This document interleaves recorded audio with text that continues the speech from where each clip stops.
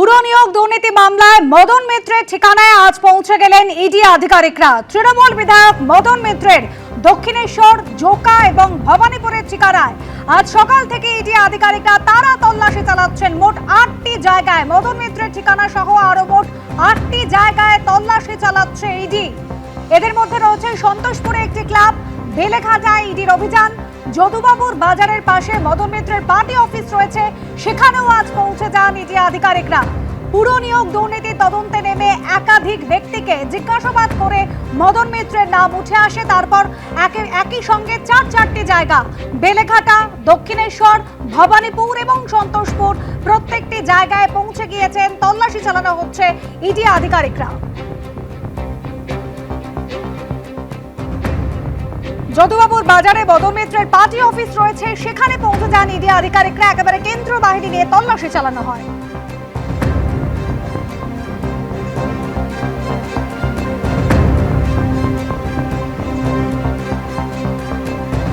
ED সূত্রে দাবি, পুর নিয়োগ দুর্নীতি তদন্তে নেমে একাধিক ব্যক্তিকে জিজ্ঞাসাবাদ করা হয়। সেই জিজ্ঞাসাবাদে তার নাম উঠে আসে। ভবানীপুরের মদন মিত্রের বাড়ি, সেই ঠিকানায় কামারহাটির তৃণমূল বিধায়ক রয়েছেন, সেখানে ইডি আধিকারিকরা পৌঁছে যান আজ সকালে। ইডি সূত্রে যেটা দাবি, এখনো পর্যন্ত 125 জনকে ঘুষের বিনিময়ে চাকরি পাইয়ে দিয়েছেন মদন মিত্র। আর এভাবেই কামারহাটি পুরসভা, টিটাগড় পুরসভায় চাকরি পাইয়ে দিয়েছেন তিনি। সেই তদন্তের সূত্রে মদন মিত্রের একাধিক ঠিকানায় 7.5 ঘন্টা পেরিয়ে গিয়েছে। এখনো পর্যন্ত তল্লাশি চালানো হচ্ছে, খতিয়ে দেখা হচ্ছে নথি এবং ব্যাংকের লেনদেন। সন্তোষপুরের ছবি দেখেছি, সকাল 7টায় পৌঁছে গিয়েছেন ইডি আধিকারিকরা।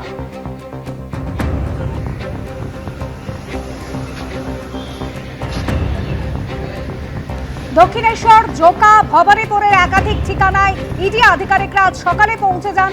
মোট 8টি জায়গায় তল্লাশি চালানো হচ্ছে। দক্ষিণেশ্বর, সেখানে মদন মিত্রের ফ্ল্যাটেও পৌঁছে গিয়েছেন ইডি আধিকারিকরা। জোকায় রয়েছে মদন মিত্রের পুরনো একটি ফ্ল্যাট, সেখানেও পৌঁছে যায় ইডি টিম।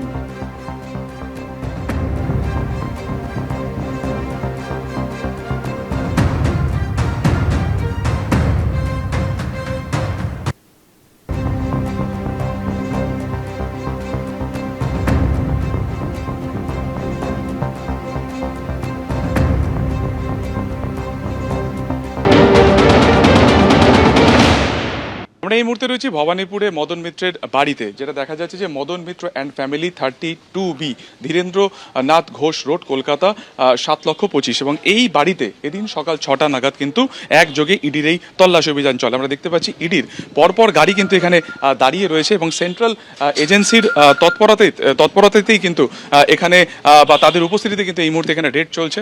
সামনের দিকে যে ছবিটা আমি একবার দেখানোর চেষ্টা করবো, যে এইখানে এই মুহূর্তে কিন্তু ইডির তরফে যে অভিযান সেটা চলছে।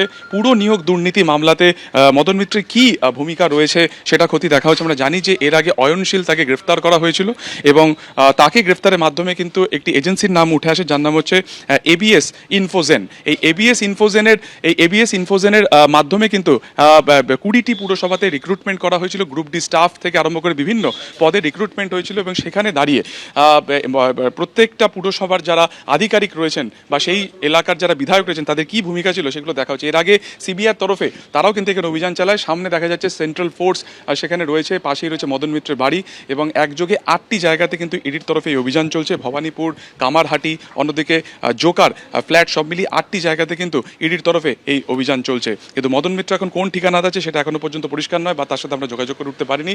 মূলত পুরো নিয়োগ দুর্নীতি মামলাতে মদন মিত্রের কি ভূমিকা রয়েছে সেটা খতিয়ে দেখতেই আজকে সকাল 6টায় একযোগে 8টি ঠিকানাতে কিন্তু এই মুহূর্তে অভিযান চালাচ্ছে ইডি আধিকারিকেরা। ক্যামেরা দীপ্তেন্দু চক্রবর্তীর সঙ্গে সুকান্ত মুখোপাধ্যায়, এবিপি আনন্দ, কলকাতা।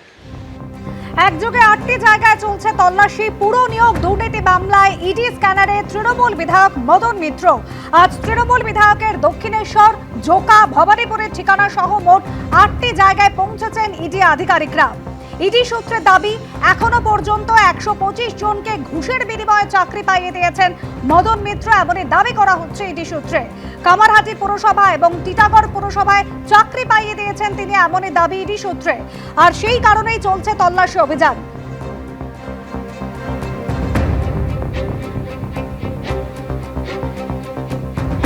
এবিপি আনন্দ, এগিয়ে থাকে, এগিয়ে রাখে।